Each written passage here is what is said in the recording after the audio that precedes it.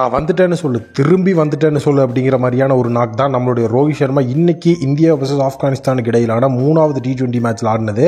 So டோட்டலாக ஒவ்வொரு மேட்சும் அடிக்கிறவன் பேர் வீரன் கிடையாதுடா, எந்த மேட்ச் அடிக்கணுமோ அந்த மேட்ச் அடிக்கிறவன் பேர் தான்டா வீரன் அப்படிங்கிற மாதிரி ஒரு அருமையான ஒரு சென்சிபிள் நாக். ஸோ டோட்டலாக வந்துட்டு டீம் இந்தியா ஒரு கட்டத்தில் சோலி முடிஞ்சு அப்படின்னு நினச்சிட்டு இருந்த டைமில் தான் நம்மளுடைய ரோஹித் சர்மா இந்த ஒரு நாக் ஆடி இருக்கிறாரு.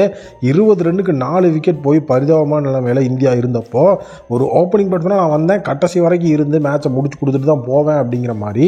ஸோ வேற லெவலில் 41 பால்ஸில் வந்து 50 ரீச் பண்ணி ஒரு வெறித்தனமான ஒரு ஆட்டம் ஒன்று போட்டிருக்கிறாரு. ஸோ டோட்டலாக இந்த இடத்துல இன்னுமே வந்து நான் ப்ரௌடாக வந்து பார்க்குற ஒரு விஷயம் என்ன அப்படின்னா, ரோஹித் சர்மா எப்போவுமே வந்துட்டு புல் ஷாட் அப்படிங்கிற அந்த ஒரு விஷயத்தை தான் அடித்து சிக்ஸருக்கு போவார். பட் ஆனால் இந்த மேட்ச்சில் பார்த்தீங்க அப்படின்னா தலைவன் பேக் டு பேக் 2 சிக்ஸர் அடிச்சிருப்பாரு. அதில் முக்கியமாக நம்ம கவனிக்க வேண்டியது ஸ்வீப் ஷாட், அதுக்கப்புறம் வந்துட்டு ரிவர்ஸ் ஸ்வீப் அடிச்சிருப்பார். ஸோ இதெல்லாம் பார்த்தீங்கன்னா இப்போ ஒரு T20ஸில் கம்பேக் கொடுக்கணும் அப்படின்னா என்னென்ன பண்ணணும் அப்படிங்கிறத நீட்டாக வந்து அனலைஸ் பண்ணிவிட்டு ஸோ ஒரு T20 ஃபார்மேட்டை எப்படி அணுகணும் அப்படிங்கிற அந்த ஒரு முறையை வேறு லெவலில் வந்து செஞ்சிட்ருக்கிறாரு.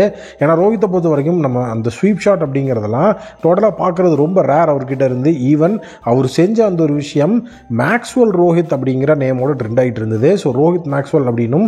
ஸோ டோட்டலாக எப்போவுமே இந்த ஸ்வீப் ஷாட் அப்படிங்கிற பட்சத்தெல்லாம் நம்மளுடைய மேக்ஸ்வெல் தான் ஆடுவார். அவர் வந்து பால் எங்கே போனாலும் சரி அவர் ஒரு மாதிரி ஆடிட்டு இருப்பார். ஸோ ஒரு டிப்பிக்கல் ரோஹித் சர்மாவை தான் இன்றைக்கி நம்ம பார்த்தோம். ஸோ டோட்டலாக அவருக்கு பார்ட்னர்ஷிப் அப்படிங்கிறது ஸ்டார்டிங் அமையல. பட் ரிங்கு சிங் ஒரு சைடில் செட்டில் ஆனதுக்கப்புறம் எல்லா பாலும் அடிக்கணும் அப்படிங்கிறதுல இல்லை, மாற்ற ஸ்லாட்டில் விழுகிற பாலும் ஸோ நீட்டாக வந்துட்டு பவுலர்ஸோட அந்த ஒரு ராங் ஆக்டிவிட்டியை அப்படியே பயன்படுத்தி ஸோ செமையாக வந்துட்டு அந்த ஸ்கோரை யூட்டிலைஸ் பண்ணார். ஸோ இந்த இடத்துல இருந்து நான் ஹேட்டர்ஸ்க்கு சொல்கிறது ஒரு விஷயம் தான். ஏன்னா வந்து நான் காலையிலேயே சொல்லியிருந்தேன் இந்த மேட்ச் கண்டிப்பாக ரோஹித் சர்மா பெர்ஃபார்ம் பண்ணியே ஆகணும் அப்படின்னு சொல்லி.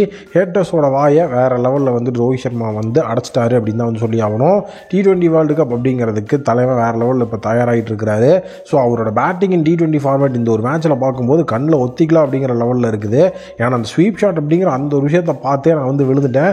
வந்துட்டாயா என் தலைவன், இனிமேல் எவனும் வந்து கிட்ட கூட நிற்க முடியாது அப்படிங்கிற மாதிரி.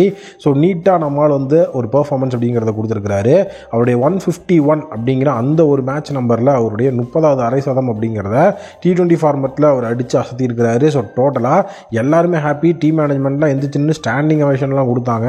ஸோ ரோஹித் சர்மாவை பொறுத்த வரைக்கும் இதே மாதிரி ஒரு ஃபார்மை IPL அப்படிங்கிற அந்த ஒரு வட்டாரத்தையும் கொடுத்தாருன்னு இன்னும் மாசாக இருக்கும். அண்ட் அவருடைய இந்த ஒரு மிகப்பெரிய ஒரு பெர்ஃபார்மன்ஸ் இப்போது எக்ஸில் வந்துட்டு கேப்டன் ரோஹித் சர்மா அப்படிங்கிற ஹேஷ்டேகை ட்ரெண்ட் பண்ணியிருக்கிறாங்க. ஏன்னா Rohit Sharma leading from the front ஒரு கேப்டனாக வேறு லெவலில் விக்கெட்ஸ் விழுந்தாலும் அவர் நீட்டாக நின்று ஆடிட்டு இருக்கிறாரு. ஸோ கேப்டன் ரோஹித் சர்மா இந்த மேட்ச்சில் எப்படியும் இந்த ஒரு டோட்டலை வேறு லெவலில் டிஃபெண்ட் பண்ணி லோ டோட்டல் எங்கிட்டேங்கிறத கொண்டு வருவாருங்கிறது என்னோட ஒப்பீனியன். உங்கள் ஒப்பீனியனை சொல்லுங்கள்.